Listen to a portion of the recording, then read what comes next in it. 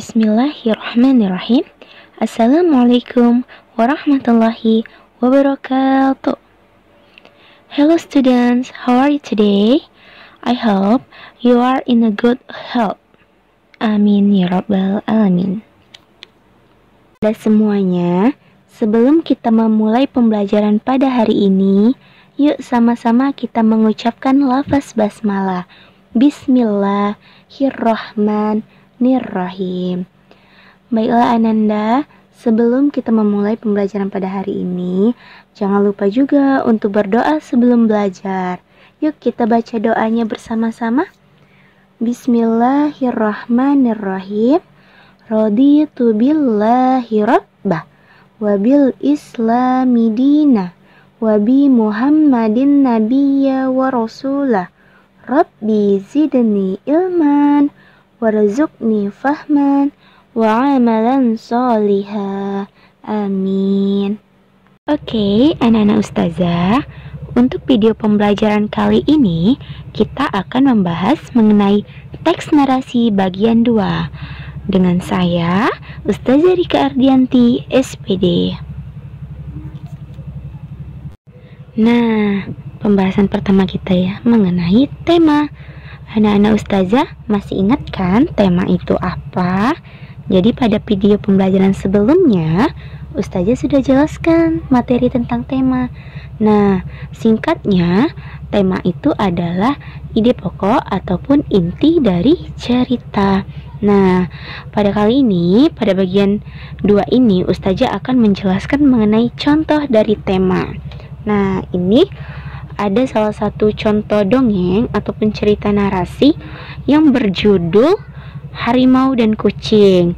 Jadi Ananda nanti bisa melihatnya atau mencarinya itu di Google ya. Nanti di akhir video akan ustazah berikan link dari dongeng tersebut.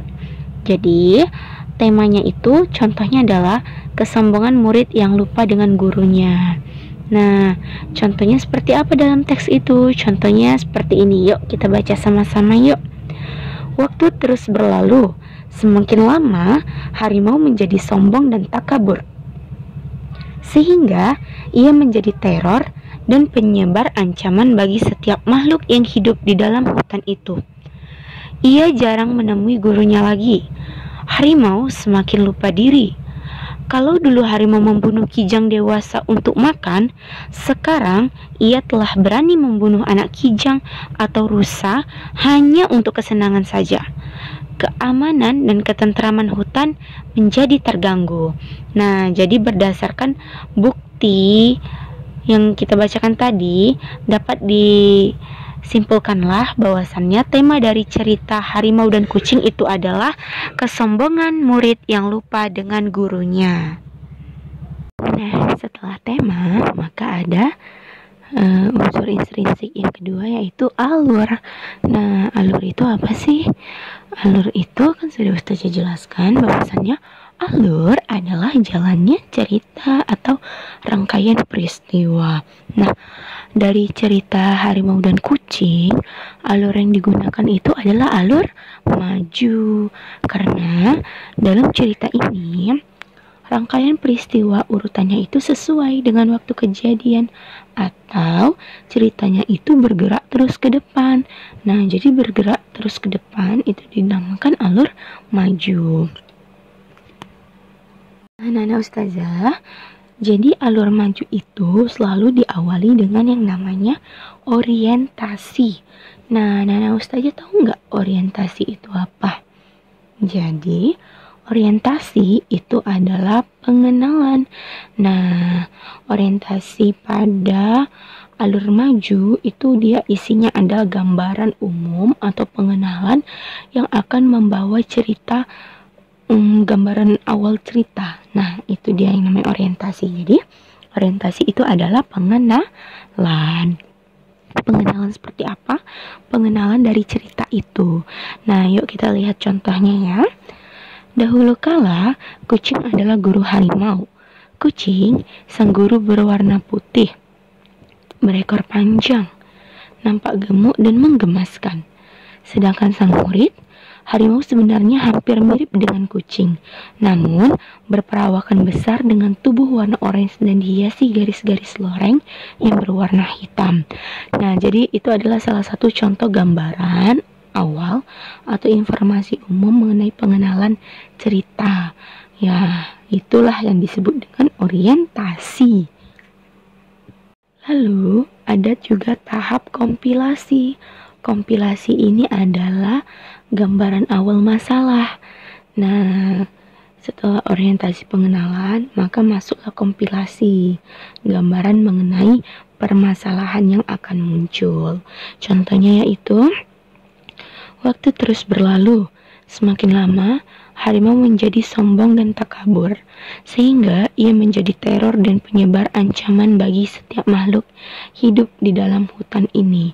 Nah, yang menjadi masalah adalah harimau mulai sombong dan menjadi teror bagi makhluk yang ada di dalam hutan. Inilah gambaran dari awalnya permasalahan. Jadi disebut dengan kompilasi.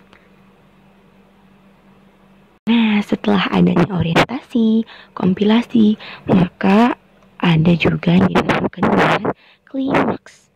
Nah, klimaks itu apa sih Ustazah? Klimaks itu adalah puncaknya masalah. Nah, jadi klimaks itu puncaknya masalah.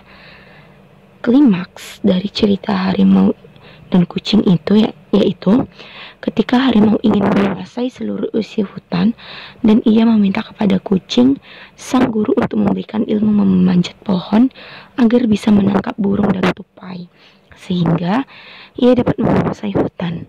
Namun, kucing tidak memberikannya dan harimau pun mengancam untuk membunuhnya. Nah, ini adalah salah satu contoh klimaks atau puncak permasalahan. Puncak permasalahan dari cerita ini tadi apa? Mengenai harimau yang meminta ilmu kepada gurunya, sang kucing. Tetapi kucing tidak memberikan karena ilmunya akan digunakan untuk sesuatu yang salah. Lalu si harimaunya marah. Nah, bagaimana katanya? Katanya, aku akan membunuhmu. Aku harus menghancurkan siapapun yang menghalangi langkahku untuk menjadi penguasa hutan ini. Nah, itu adalah salah satu puncak dari permasalahan yang ada di dalam cerita.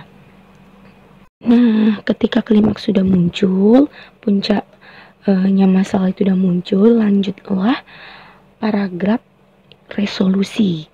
Resolusi itu adalah paragraf penyelesaian ataupun solusi dari masalah. Nah, contohnya seperti apa? Contohnya yaitu, dengan penuh kesedihan dan luka hati yang dalam, kucing itu pergi meninggalkan hutan menuju perkampungan di pinggir hutan. Kucing itu selalu mengingat ucapan harimau. Setiap kali membuang hajat, ia akan menutupinya dengan tanah dan memastikan bahwa tidak ada bau yang tercium keluar. Ia wariskan pengetahuan itu kepada seluruh anak dan cucunya, agar setiap kali membuang kotoran itu harus ditimbun dengan tanah dan memastikan bahwa tidak ada bau yang keluar agar harimau tidak datang untuk membunuhnya. Nah, jadi solusi dari permasalahan dari klimaks tadi adalah, kan tadi puncaknya si kucing mau dibunuh, ya kan, oleh harimau karena tidak memberikan ilmu. Jadi solusinya adalah kucing mengalah dengan meninggalkan hutan itu. Dia meninggalkan hutan, meninggalkan harimau dan teman-temannya, sehingga pergilah dia perkampungan yang ada di pinggir hutan. Jadi solusi agar dia tidak ditemukan harimau adalah selain pergi dari hutan itu, ia juga selalu menutup hajatnya. Ketika ia buang hajat itu menutup kotorannya, sehingga kotoran tadi tidak tercium oleh harimau. Jadi dia tidak diketahui keberadaannya. Itu adalah solusi dari cerita harimau dan kucing. Kucing digambarkan dengan watak yang sabar. Lalu harimau itu dalam cerita itu diwatakkan sebagai tokoh yang antagonis. Kenapa? Karena harimau digambarkan dengan watak yang sombong dengan kemampuannya.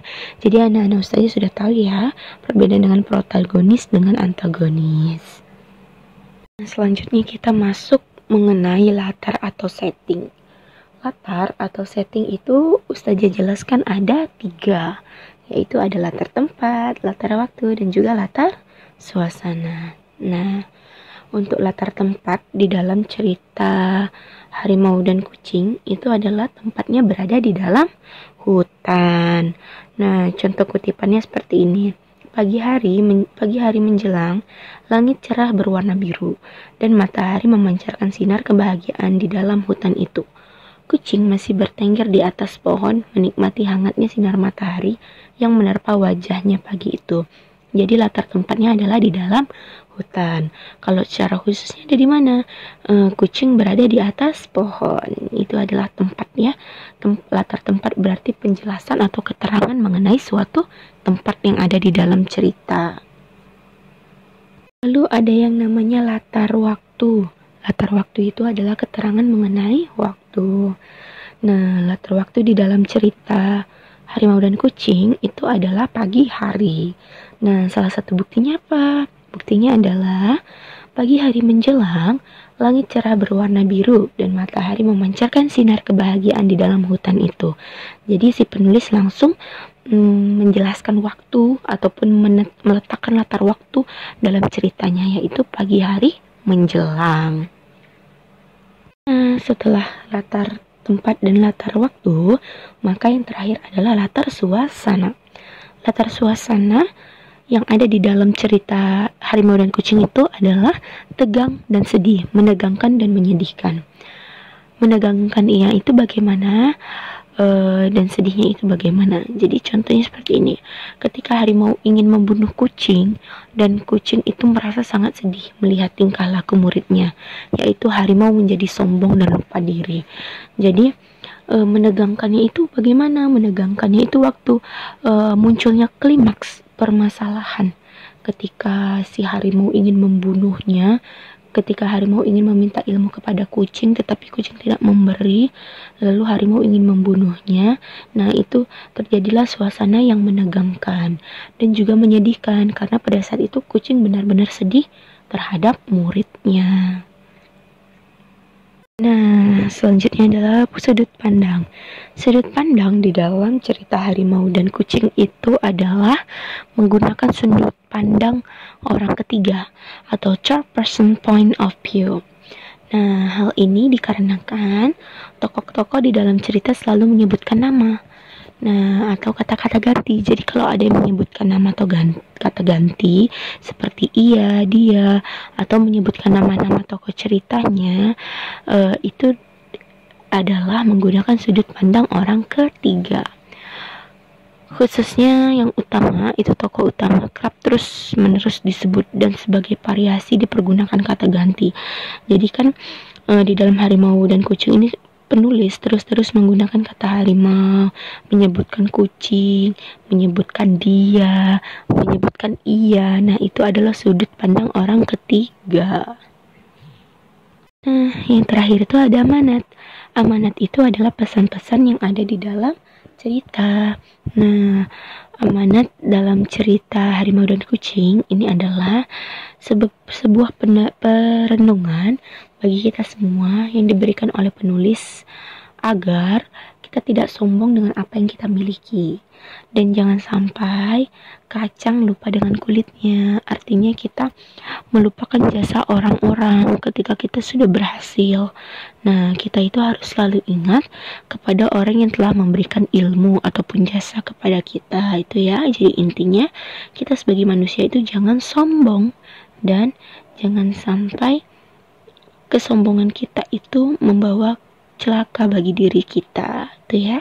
Dan kita juga harus sabar dalam menjalani hidup. Nah,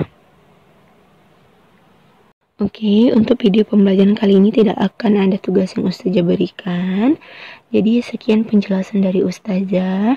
Mudah-mudahan Ananda sudah paham, karena video pembelajaran sebelumnya itu adalah mengenai materi, dan yang hari ini adalah contohnya. Jadi mudah-mudahan apa yang Ustazah jelaskan dapat dimengerti oleh anak-anak Ustazah semuanya ya. Baik, sebelum Ustazah akhiri, mari sama-sama kita ucapkan hamdalah, alhamdulillahirabbil alamin. Sekian dari Ustazah, semoga Ananda beserta keluarga sehat selalu. Sekian, assalamualaikum warahmatullahi wabarakatuh.